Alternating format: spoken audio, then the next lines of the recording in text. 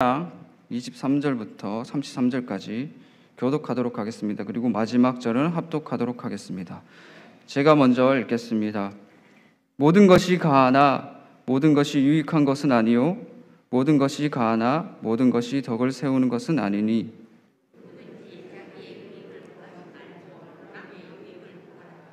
무릇 시장에서 파는 것은 양심을 위하여 묻지 말고 먹어라. 불신자 중 누가 너희를 청할 때 너희가 가고자 하거든 너희 앞에 차려 놓은 것은 무엇이든지 양심을 위하여 묻지 말고 먹어라.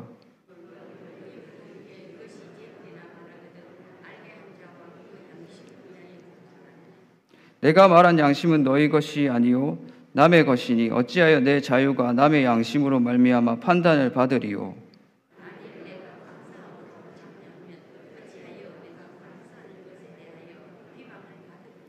그런즉 너희가 먹든지 마시든지 무엇을 하든지 다 하나님의 영광을 위하여 하라.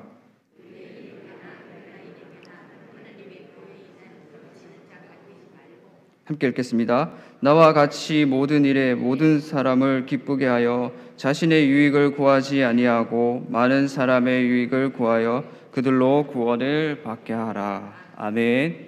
할렐루야. 오늘 이 시간은 다 하나님의 영광을 위하여라는 하라라는 제목으로 말씀을 전하고자 합니다. 초등학교 시절에 제가 가장 좋아했던 수업이 뭔가 하면 미술 시간이었습니다. 미술 시간에 선생님이 이렇게 오시기 전에 그 플라스틱 팔레트를 준비하고 거기 물감을 짜놓고 또 붓을 씻을 물을 떠놓고 이렇게 준비를 합니다. 준비를 하고 있으면 선생님이 오셔가지고 말씀을 하시는데 선생님이 너희들 그냥 자유롭게 한번 그려봐 하면 그때가 가장 좋았습니다. 왜? 내가 그리고 싶은 걸 그릴 수 있기 때문에. 그때 되면 아이들이 막 그리기 시작합니다. 바다를 그리고 싶은 아이는 파란 물감을 짜가지고 막 바다를 그리고 해변가도 그리고 파라솔도 그립니다. 그리고 우주에 발사되는 로켓을 그리고 싶은 아이는 로켓 그리고 로켓에서 뿜어져 나오는 불을 그리고 그런 식으로 그립니다. 근데 한 가지 공통점이 있습니다. 처음에 아이들이 그림을 그릴 때는 이게 무슨 그림인지 도대체 이해가 가지 않습니다. 그런데 시간이 점차 지나고 보면 이제 그림이 완성돼 가니까 이게 무슨 그림이구나 그때서야 이제 좀 알게 됩니다. 만약에 우리네 인생이 한 폭의 그림과 같다면 우리는 지금 어떤 그림을 그리고 있겠죠. 각자 원하는 인생에 따르는 그림. 그게 무슨 그림이든지 간에 이게 마지막 때는 모두가 알게 된다는 것입니다. 우리가 이때까지 그려왔던 그림이 뭔지. 사도 바울은 어떤 그림을 그리고 있었을까요? 바울은 하나님의 영광이라는 그림을 그리고 있었습니다. 다메섹에서 주님을 만난 후에 그는 한순간도 놓치지 않고 이 하나님의 영광이라는 그림을 계속해서 그려나가고 있었습니다. 오늘 우리가 읽은 이 본문도 그가 그린 그림의 일부분이었습니다. 고린도 교회에 먹는 것으로 논란이 일어났습니다. 이게 우상에 바쳐진 제물인데 먹어도 되냐? 이런 말인 거예요. 먹어도 되냐 안 되냐? 당시 시장에 팔던 음식들은 우상에게 먼저 바쳐졌다가 다시 와서 이렇게 장사가 되는 거였어요. 그래서 이게 우상에게 바쳐졌는지 안 바쳐졌는지 잘 모르는 거예요. 그래서 걱정이 돼서 먹냐 안 먹냐 이런 논란이 일어나니까 바울이 믿음이 강한 사람은 먹어도 된다. 다만 믿음이 약한 자를 위해서는 좀 자제해라. 그렇게 얘기하고 있는 거예요. 그 믿음이 약한 자들이 실족하니까 교회의 덕이 안 된다는 거죠. 우리 고린도전서 10장 23절 말씀 함께 읽어보겠습니다. 시작. 모든 것이 가하나 모든 것이 유익한 것은 아니요 모든 것이 가하나 모든 것이 덕을 세우는 것은 아니니. 아멘. 모든 것이 가하다, 모든 것에 자유롭다라는 거예요. 모든 것에 믿음이 있으니까 모든 것을 해도 된다, 그러는 거예요. 그런데 그 모든 것이 다 유익한 것은 아니라는 것은 그 자유를 내 마음대로 다 써버리면 다른 사람에게 다 유익하게 되는 게 아니라는 거예요. 다른 사람의 신앙을 위해서 너가 가진 자유를 제한해라, 그러는 거예요. 좀 참아라. 다른 사람의 신앙을 위해서 너 그렇게 해도 되는데. 예를 들어서 주일에 우리 교회 사람들이 많이 오잖아요. 사람들이 많이 오는데 일부러 주차 공간을 위해서 차를 안 타고 오는 거예요. 지상철 타고 오는 거예요. 더 멀리 오는 사람들을 주차하기 위해서. 주차 자리 없으면 교회 뱅뱅 돌다가 낙심해가지고, 이건 만약입니다. 낙심해가지고 그냥 집에 갈 수도 있잖아요. 예배 전에 마음이 안 좋으면 말씀이 안 들립니다. 그런 사람들을 미리 배려해가지고 일부러 대중교통 타고 오는 거예요. 좀 가까이 계신 분이. 그게 자기 자유를 다 써도 되는데, 여기 차 타고 와도 되는데, 남의 신앙을 위해서 덕을 세우는 거죠. 바울은 그런 일을 건설적인 일이라고 표현합니다. 그리고 그 밑에다가 직설적으로 써놨습니다. 24절 말씀, 누구든지 자기의 유익을 구하지 말고 남의 유익을 구하라.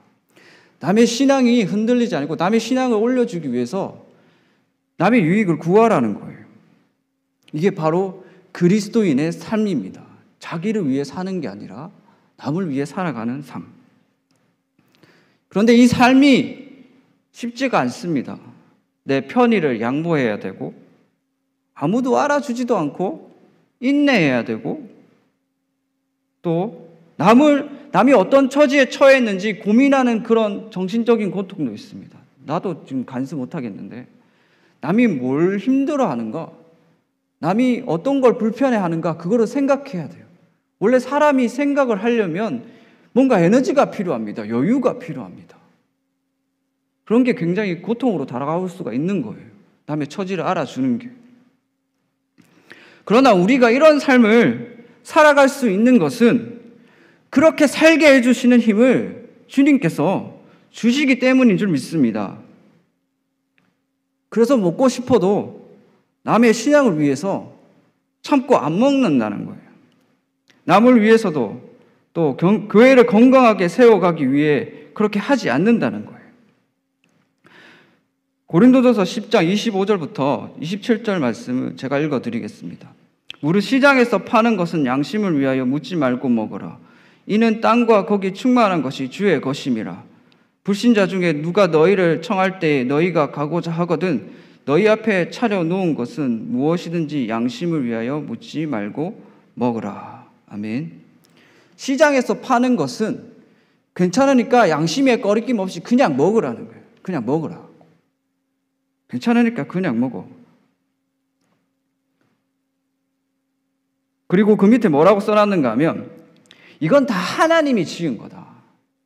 하나님이 지은 거는 선한 거다. 그냥 먹어라.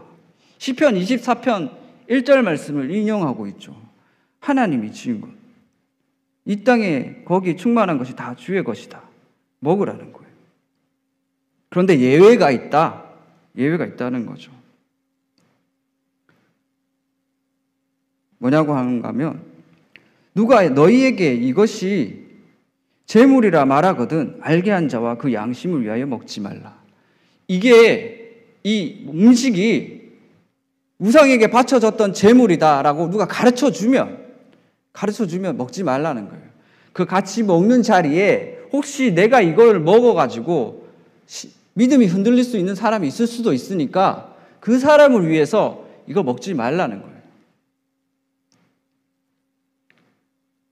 그러면 우리가 그렇게 생각할 수도 있잖아요. 도대체 먹으라는 거야, 말라는 거야. 먹으라는 거야, 말라는 거야. 세상 제일 나쁜 사람이 맛있는 음식 차려놓고 못 먹게 하는 거잖아요. 바울은 먹으라는 말과 먹지 말라는 말을 반복하고 있습니다. 그의 말은 이렇습니다. 그냥 먹어도 되는데 예외가 있다. 믿음을 위해서, 그 믿음 약한 사람을 위해서 먹지 말라. 그리고 그 밑에 보시면 이런 말이 써져 있습니다. 내가 말한 양심은 너희 것이, 29절입니다.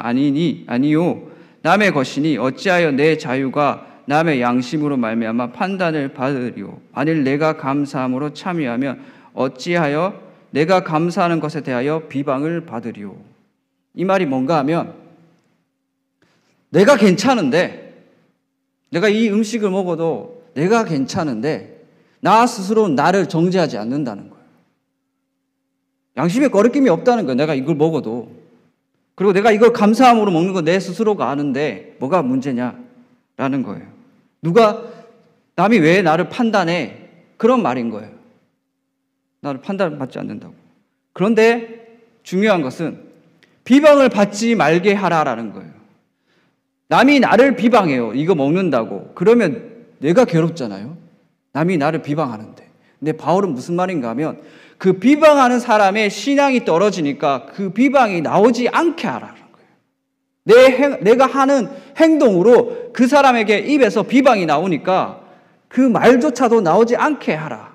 그러니까 그 사람을 위해서 먹지 말라는 거예요. 그 사람 신앙이 떨어지니까, 나를 비방하고 나를 비판하니까.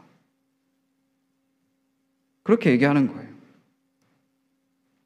상대 입장에서 생각하라는 거예요. 철저히 자기가 낮아지고 있죠. 그리고 그 밑에 가장 중요한 말씀이 나옵니다. 우리 함께 읽어보겠습니다. 31절입니다. 시작. 그런즉 너희가 먹든지 마시든지 무엇을 하든지 다 하나님의 영광을 위하여 하라. 아멘. 그리스도인이라면 반드시 그려야 하는 그림이 바로 이것입니다. 먹든지 마시든지 다 하나님의 영광을 위하여 하라. 다 하나님의 영광을 위하여 하라. 왜 그렇게 해야 되는가 하면, 이사야서 43장 7절에 이렇게 적혀 있습니다. 내 이름으로 불려지는 모든 자, 곧 내가 내 영광을 위하여 창조한 자를 오게 하라. 그를 내가 지었고 그를 내가 만들었느니라. 아멘. 우리가 지음받은 이유는 하나님의 영광을 위하여 지음받았다는 거예요. 우리가 처음에는 이걸 모르고 삽니다. 모르고 살다가 주님께 은혜 받고 그리스도인으로 돌아오게 되면 회복되잖아요. 우리 삶 속에 회복된 증거가 바로 이거라는 거예요. 자기를 위한 삶을 그리다가 예수님 믿고 신앙이 생기면 이것을 바라보게 된다는 거예요. 우리가 구원받고 천국 가서 편안하게 산다는 게 목적이 아니라, 우리가 구원받고 하나님의 영광을 돌리기 위해 영원히 산다는 게, 그게 최종 목적이에요. 구원도 하나님의 영광을 위해 있는 것입니다. 우리를 위해 있는 게 아니라 하나님이 높임 받는 게 된 거예요. 뭘 하든지 간에. 그것을 바울은 지금 이 고린도전서 10장에서 아주 일상적인 먹는 것으로 얘기하고 있습니다. 우리가 먹는 거. 하나님의 영광을 남들이 다 보는 이 예배당에서 뿐만 아니라 아주 일상적인 곳에서 돌리라는 거예요. 아주 일상적인 곳에서. 가까운 가정에서, 그리고 일하는 동료들 사이에서, 우리가 내뱉는 그 언어에서도, 불신자들 뿐만 아니라 함께 믿는 공동체 안에서도, 솔직히 믿는 사람들끼리가 더 중요합니다. 여기 고린도 10장도 믿는 사람들끼리 하는 그런 인간관계 사이에서 하나님의 영광을 돌리라고 말하고 있는 것입니다.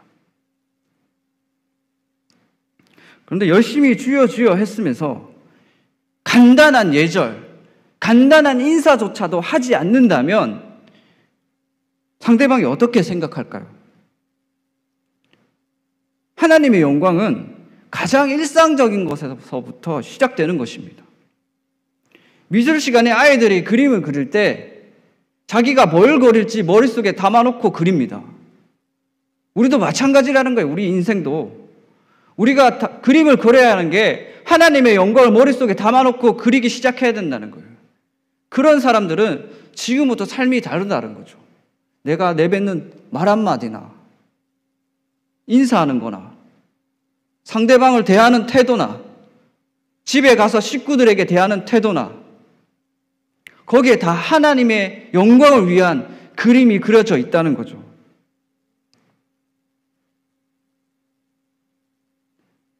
그런데 그런 사람이 있어요. 하고 싶은 대로 다 하는 사람들. 하고 싶은 대로 다 하는 게 신앙 아닙니다. 예수님 때문에 참는 게 신앙입니다. 하고 싶어도 공동체 덕을 위해서 참는 게 신앙입니다. 자기 하고 싶은 대로 다 하고 살았던 사람들이 마지막에 들고 있는 게 무슨 그림인가 하면 자기 얼굴이에요. 자기 얼굴. 하나님의 영광이라는 그림이 아니라 자기 얼굴. 하나님의 일을 할 때도 마찬가지입니다. 사역자인 저도 마찬가지지만 가장 많이 기도하는 게 뭔가 하면 지금 이 일을 누구를 위해서 한다는 거예요. 이 일을 잘해서 남들에게 인정받고 칭찬받고 그런 게 중요하지 않다는 거예요. 말씀을 준비할 때도 내가 얼마나 많이 알고 있냐, 얼마나 말을 잘하냐 이게 문제가 아니라 지금 이 자리에서 하나님이 원하시는 말씀이 선포되고 있냐. 역사는 내가 전해주면 아무런 역사가 일어나지 않습니다. 우리 주님이 전해져야지 역사가 일어나지 제가 전달되면 아무런 것도 일어나지가 않습니다. 하나님의 일이 다 그렇다는 거예요. 내가 전달되는 게 아니라 주님이 전달돼야 되는 거예요. 내가 세워져가지고 나는 죽고 주님이 전달돼야 된다는 거예요. 그래야지 역사가 일어나는 겁니다. 근데 자기만을 위해서 일했던 사람들이 나중에 들을 말이 어떤 말인가 하면 마태복음 7장에 유명한 말씀 나오잖아요. 나더러 주여 주여 하는 자마다 천국에 다 들어갈 것이 아니요 다만 하늘에 계신 내 아버지의 뜻대로 행하는 자라야 들어가리라. 그날에 많은 사람이 나더러 이르되 주여 주여 우리가 주의 이름으로 선지자 노릇하며 주의 이름으로 귀신을 쫓아내며 주의 이름으로 많은 권능을 행하지 아니하였는가 하리니 그때 내가 저희에게 밝히 말하되 내가 너희를 도무지 알지 못한 이 불법을 행하는 자들아 내게서 떠나가라 하리라. 자기 자신을 위해 했으면서 그 일 자체 가지고 내가 하나님의 일을 했다고 그걸로 의의를 드러내는 거예요. 그러니까 주님께서 불법을 행하는 자들아 떠나가라고. 예수님은 하나님의 영광이라는 그림을 그리셨습니다. 기꺼이 비우고 인내하고 낮은 자리에 가셨습니다. 천한 자리 마다하지 않으셨습니다. 마지막에는 제자들의 발을 씻기시고 십자가에서 자기 목숨을 내놓으셨습니다. 바울이 33절에도 그렇게 얘기하죠. 많은 사람의 유익을 구하여 그들로 구원을 받게 하려고 함이라. 자기 자신을 위해서 그림을 그려왔던 사람들은 자기가 낮아지고 쇠하여지고 천한 자리에 가는 것을 용납하지 못합니다. 자기 자신의 권위에 대해서 온갖 관심이 쏠려 있습니다. 내가 어떤 대우를 받고 있냐? 남들이 나를 어떻게 생각하냐? 이게 중요한 거예요. 주님이 어떻게 평가되는가가 중요하지 않고 나로 인해서 주님이 어떻게 평가되고 있는가가. 주님이 흥하고 나는 쇠하여져야지 하나님의 영광이 드러나는 것입니다. 물론 구원은 하나님의 손에 달려 있습니다. 그러나 그 일을 행하실 때는 주님께서 사람을 들어 사용하십니다. 저들로 하여금 복음이 들어가는 통로가 되게 하시는 거죠. 그래서 바울은 유대인에게 헬라인에게 하나님의 교회에게나 거치는 자가 되지 말라고 말씀하고 있습니다. 다른 사람을 기쁘게 하는데 힘쓰라고 이야기하고 있습니다. 뭔가 화려하고 특별한 곳에서 드리는 말씀이 아닙니다. 먹는 거라는 아주 일상적인 곳에서 이야기하고 있습니다. 말씀을 맺겠습니다. 여러분이 지금 일상에서 하고 있는 말과 행동이 무엇입니까? 그것이 다 모아졌을 때 어떠한 그림이 그려질지 한번 생각해 보시기 바랍니다. 우리가 마지막에 들고 있어야 할 그림이 뭔지. TV에서 골든벨 할 때 칠판 들듯이 우리가 그린 그림은 우리 머리 위에 들려져 있을 것입니다. 주님 앞에서 우리 머리 위에 들려져 있을 것입니다.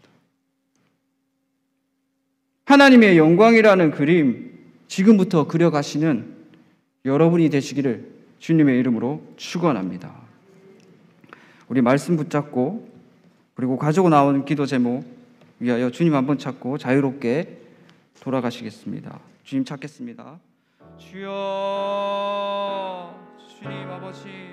주님 아버지, 우리가 정말 말씀을 위하여 하나님의 영광을 위하여 살게 하여 주옵소서. 온전히 하나님의 영광만을 위하여 살아가겠습니다.